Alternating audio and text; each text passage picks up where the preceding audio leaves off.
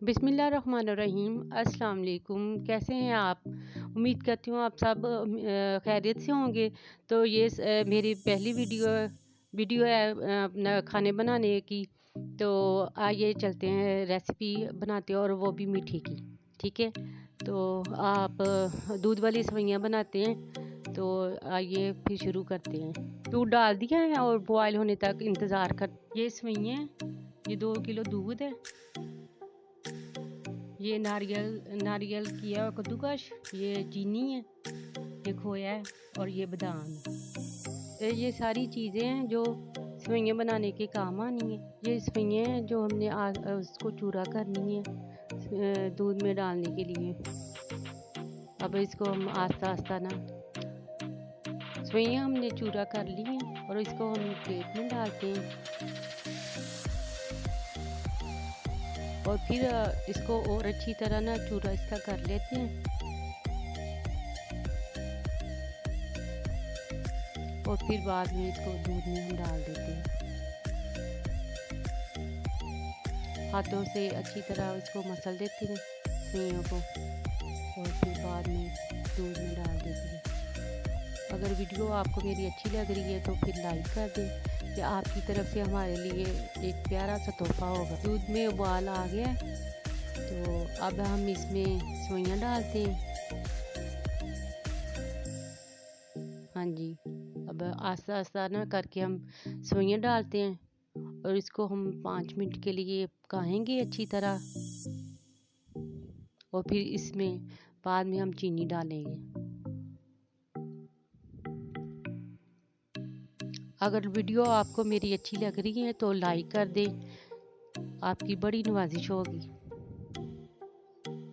क्योंकि ये मेरी फर्स्ट वीडियो, इसलिए मैं थोड़ा सा मुझसे बोला नहीं जा रहा। तो कोशिश यही करूँगी कि आइंदा जब भी रेसिपी मैं बनाऊँ मैं पज़ल ना हो पज़ल ना होंगे तो आपको अच्छी तरह भी मेरी समझ लगेगी बातों की।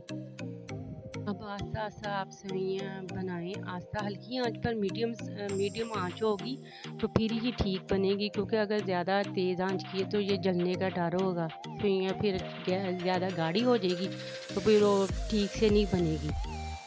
कोशिश आप यही करें कि मीडियम आंच ही हो। और इसके बाद फिर जो बादाम किए हुए थे, कश किए हुए थे, वो हमने थोड़े से डाल दिए और चमचा भी बार बार हिला रहे हैं कि कहीं नीचे ना लग जाए सेवइयाँ। अब आस्ता आस्ता चमचा हिलाते जाएं और इसके बाद फिर खोया डाल दें।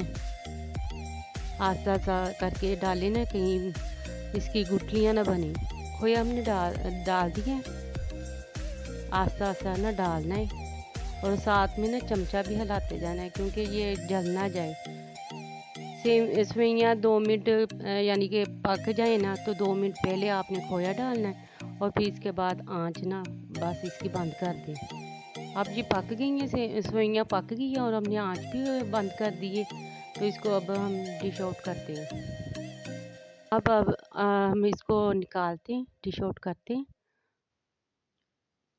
और इस पर जो चीज़ें काटी हुई थी वो इसके ऊपर हम डालते हैं। अच्छा, अब हम इस पर गार्निशिंग करते हैं आस्ता आस्ता से। अब खोया, ये जो खोपरा था नारियल, वो हमने बारीक बारीक कर लिया था कद्दूकस में, वो इसमें डाल रहे हैं। फिर इसके बाद बादाम डालेंगे, आस्ता आस्ता करके बादाम हम डालेंगे इसके ऊपर। डिश हमारी तैयार हो गई है। तो अगर हमारे आपको वीडियो अच्छी लगे तो लाइक करें, शेयर करें अपने दोस्तों के साथ और सब्सक्राइब भी ज़रूर कीजिए। अगली वीडियो तक इजाज़त दीजिए। अल्लाह हाफिज़।